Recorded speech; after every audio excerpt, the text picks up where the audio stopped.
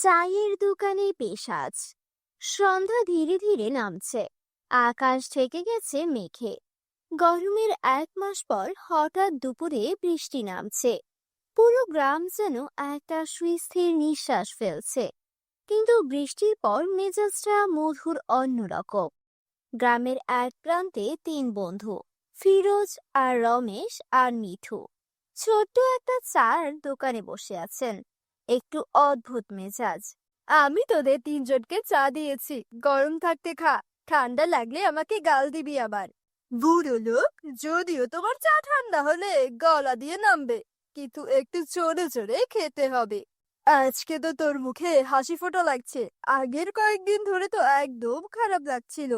ভাবছিলাম আবার কোথাও ঝগড়া করলি কিনা।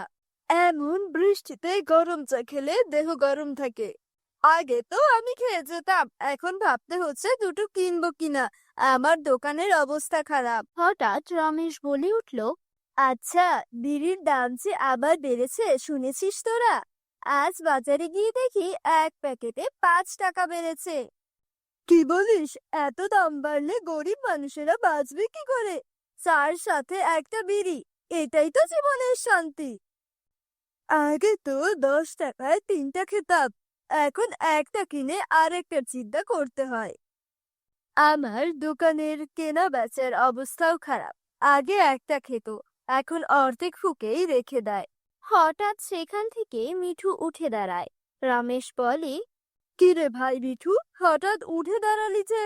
আমি একটু পেছনে যাই, হঠাৎ ডাক পড়েছে যে আমার। বেটা, 1 কাপ চা খেয়েই ডাক পড়েছে তোর? আরে ভাই, চুপ কর তুই এবার। দাঁড়া, আমি পাশের জঙ্গল থেকে কাজটা সেরে আসি। এই বলে জঙ্গলের দিকে চলে যায় মিঠু। ধীরে ধীরে ঝোপঝাড়ের মধ্যে গায়েব হয়ে গেল। এদিকে ফিরোজ আর রমেশ চা খেতে খেতে গল্প করে চলল। সময় কেটে যেতেই থাকলো, কিন্তু মিঠু ফিরল না। চারিদিক একটু নীরবতা ছিল। ফিরোজ একটা শ্বাস ফেললো আর বলল, ওরে রমেশ, বেশ কিছুক্ষণ তো হয়ে গেল, ছেলেটা এখনো আসেনি। ওর কিছু হলো নাকি আবার? আমিও ভাবছি, অনেকক্ষণ ধরেই তো গেল, কিন্তু এখনো আসলো না। আমার চিন্তা হচ্ছে। এত রাতে একা যায় কে? রমেশ, তুই এক কাজ কর, তুই একটু এগিয়ে গিয়ে দেখে আয়। চল, এক কাজ করি, দুইজন মিলেই যাই। তারপর তারা দুজনে হাঁটতে হাঁটতে জঙ্গলের দিকে যাওয়া শুরু করলো। গাছগুলোর ছায়া আরো গাঢ় হয়ে আসছিল, আর দূরে বজ্রপাতের গর্জনে এক অদ্ভুত রহস্যময় পরিবেশ তৈরি করছিল। মিঠু, ও মিঠু, কিরে, কই গেলি? মিঠুর তো কোনো খোঁজ পাওয়া যাচ্ছে না, কোথায় গেল ও? চল, আর একটু সামনে গিয়ে দেখি। তারপর তারা সামনের ঝোপের দিকে এগিয়ে গেল। সামনে গিয়ে রমেশ বলে উঠল, দেখ ফিরোজ, সামনে কিছু একটা পড়ে আছে, মনে হচ্ছে। চল, সামনে গিয়ে দেখি।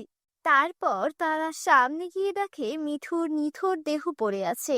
তারা দুইজনেই অবাক হয়ে দাঁড়িয়ে যায়। তাদের দুইজনের গায়ে কাঁটা দিয়ে ওঠে। রমেশ বলে উঠল, এ কি? মিঠুর এই অবস্থা হলো কি করে? মনে হচ্ছে মরে গেছে। তখন ঝোপের মধ্যে থেকে কি যেন একটা নড়ে ওঠে, আর অদ্ভুত এক শব্দ করে ওঠে। ব্যাপারটা সুবিধার লাগছে না রে রমেশ, মনে হচ্ছে ঝোপের মধ্যে কিছু একটা আছে। কোনো ভয়ানক জীবজন্তু হতে পারে। চল এখান থেকে। এক মুহূর্তে তাদের উপর আতঙ্ক নেমে এলো। সব দিকে ভয় ঘিরে ধরে তাদের। একে অপরের দিকে তাকিয়ে কোনো শব্দ না করেই তারা দ্রুত হাঁটতে শুরু করলো। টর্চের আলো ঝলমল করছে। শুকনো পাতা আর ডালপালাগুলো তাদের হাতে ভেঙে পড়ছে। ঝোপঝাড় ঠেলে তারা দৌড়ে চার দোকানে ফিরে গেল। ওই জায়গায় কিছু একটা ছিল, আর সেটা মানুষ ছিল না ফিরোজ। কি রে, কি হয়েছে তোদের? এমন চোরের মতো করে কাঁপছিস কেন? মিঠু মারা গেছে জঙ্গলে। এই কথা শুনে নিতান্তই চমকে উঠল আর বলে, কি বলস? যতদূর আমি জানি এই জঙ্গলে কোনো বিপজ্জনক প্রাণী নাই। দাঁড়া দাঁড়া, একটু আন্দাজ করে নি। কি আন্দাজ করলি? এবার বল তো দেরি না করে। পিশাচ! আমার মনে হচ্ছে সে আবার জঙ্গলে ফিরে এসেছে। পিশাচ? কই, এতদিন ধরে এই গ্রামে আছি, কোনোদিন তো শুনলাম না কোনো পিশাচের কথা। শোন, আজ থেকে অনেক বছর আগে গ্রামে একটা পিশাচের উপদ্রব ছিল। তখন গ্রামের হ্যাচারা তাকে জঙ্গলে বন্দি করেছিল। হয়তো কোনোভাবে সে আবার মুক্তি পেয়ে গেছে। মানে, ভূতটা আবার জাগ্রত হয়েছে? আমি নিশ্চিত বলতে পারছি না, তবে তোদের এই মৃতদেহটা এভাবে ফেলে আসা ঠিক হয়নি। কে জানে এতক্ষণে ওই দেহটার কোনো অস্তিত্ব আছে কিনা। তাহলে আমাদের এখন কি করা উচিত? চল, আমি আছি সাথে। আমাদের এখনই যেতে হবে জঙ্গলে। রমেশ, আমার দোকান থেকে কেরোসিন নিয়ে নিস সাথে। তারপর তারা তিনজন মানুষ মশাল হাতে নিয়ে ধীরে ধীরে অন্ধকার বনের দিকে হাঁটছে। আগুনের আলোয় তাদের ঘামাক্ত মুখ স্পষ্ট দেখা যাচ্ছিল। তাদের চোখ পুরো ছিল উত্তেজনায় ভরা। হাঁটার গতি ধীর হলেও বুকের সংখ্যা একটি ছায়া দৌড়াচ্ছিল। চারিদিকে নীরবতা, আর শব্দের মধ্যে তাদের মুখে একটা আটকে থাকা ভয় স্পষ্ট দেখা যাচ্ছিল, যা তারা লুকানোর চেষ্টা করছিল, কিন্তু টর্চের আলো সেটাকে অন্ধকারে ঢেকে রাখছিল। হেঁটে হেঁটে এক সময় তারা জঙ্গলের মধ্যে থাকা মিঠুর লাশের কাছে পৌঁছলো। ওই তো, ওই তো মিঠুর লাশ! হঠাৎ ঝোপঝাড় থেকে জোরালো গর্জনে কিছু বেরিয়ে এলো। লাল চোখ, বিকৃত মূর্তি, একটা পিশাচ। পিছনে সর, এখনই কিছু একটা করতে হবে। এই শোন রমেশ, মশালে তেল দেওয়ার পরে যে বাড়তি কিছু তেল ছিল, ওইটা এক পাশে গোল করে ঢেলে দে তো। কেন নিতাইদা, এখানে তেল ঢেলে কি হবে? যা বলছি তাই কর, এত প্রশ্ন করিস কেন? নিতাইয়ের কথায় রামেশ তার কাছে থাকা তেল গোল করে ঢাললো। এদিকে পিশাচ সামনের দিকে এগিয়ে আসছিল।